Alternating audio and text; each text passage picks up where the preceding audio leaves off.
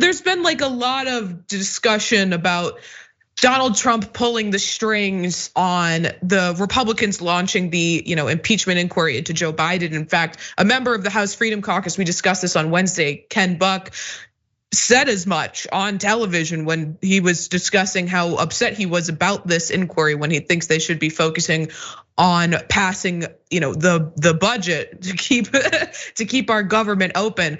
But Donald Trump has been a little bit, I wouldn't ever describe Donald Trump as someone who is good at shielding what he actually wants, or so he's pretty much come out and said as much. And so let's pull up this tweet from his social media site, Truth Social.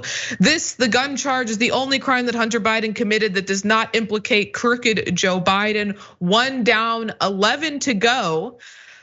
I gotta pause for a second. Why does he capitalize the first letter in words randomly? Where does that come from? Why is 11 capitalized? But anyway, the Democrats, with all their horrible, very unfair, and mostly illegal witch hunts, have started a process that is very dangerous for our country. They have opened the proverbial Pandora's box, and it is possible that the USA will never be the same again.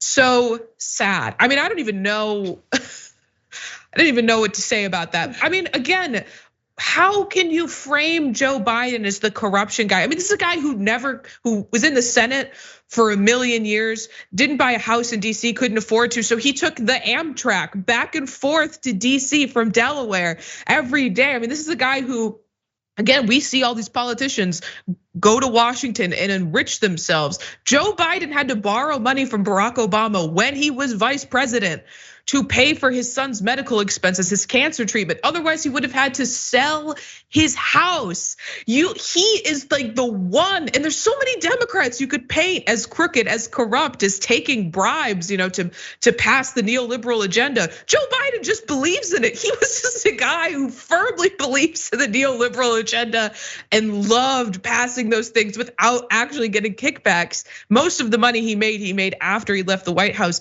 trying to frame him as the crooked candidate coming out of the mouth of Donald Trump. I mean, I don't know what's going on with the Republican Party. I really don't.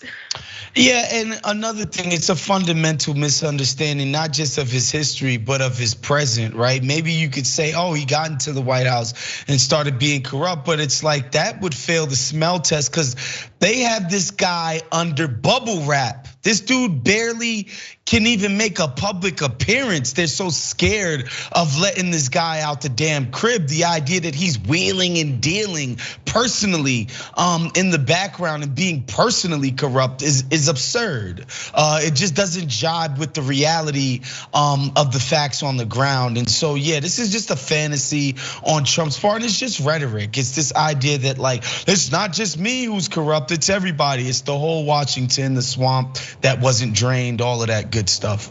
It's particularly funny when it's the Republicans who are both pushing the narrative that, Joe Biden is, and I tend to agree with this, not mentally all there, and a sundowning man who's incapable. He's old as hell. Yeah. Right. But then they also are like, he's this criminal mastermind who's been plotting all this. Cannot be both. It cannot be both. Right. They are very much mutually exclusive.